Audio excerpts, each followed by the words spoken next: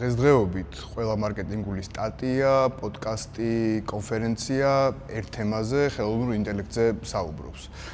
ზოგი მიიჩნევს, რომ ეს მარკეტინგის და მარკეტოლოგიის კარიერას ასამარებს. ზოგისთვის ეს რევოლუციაა. ცოტა გვერდზე რო გადავდოთ შიშები და რეალურად შევხედოთ, რა როლი აქვს მარკეტინგში ხელოვნურ ინტელექტს, არის ეს საფრთხე თუ რეალური შესაძლებლობა.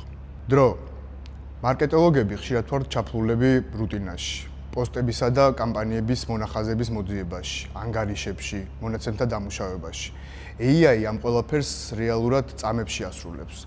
თუ თქვენ ჯერ კიდევ ხელით ასრულებთ ისეთ ავტომატიზირებულ პროცესებს, რომელიც AI შეუძლია წამებში შეასრულოს, თქვენ კარგავთ ყველაზე მნიშვნელოვანს დროს, რომელიც უნდა დაეთმოს სტრატეგიის მომზადებას.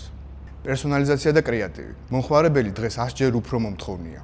AI გვესაუბრება და გვეუბნება ზუსტად იმას, რა სურს მომხმარებელს, სანამ მომხმარებელი თავად გაიგებს მას. ნუ შეგეშინდებათ, რომ AI კრეატივს წაგვართმევს. ის არის რეალურად ჩვენი სუპერძალა, რომელიც 5 წამში 10 სხვადასხვა სუპერ იდეას დააგენერირებს და ჩვენ მისგან საუკეთესო ვერსიას ავირჩევთ. ადამიანური შეხება. რატომ არ არის ეს საფრთხე? იმიტომ რომ AI-ს არ აქვს ემოცია. ის ვერ გაიგებს ადამიანურ ტკივილს, სიხარულს ან ღირებულებებს. ბრენდის დობა იქნება ემოციით და გამოცდილებით. AI ქმნის ტექნიკურ გარს. ხოლო სულს და კონტენტს მას ჩვენ ვაძლევთ. თუ მარკეტოლოგი მხოლოდ ტექნიკურ ფუნქციებს ასრულებს, მაშინ მისი როლი ორგანიზაციაში ნამდვილად საფრთხის ქვეშაა. ადაპტაცია. სიმართლე მარტივია. AI ვერ ჩაანაცვლებს მარკეტოლოგს.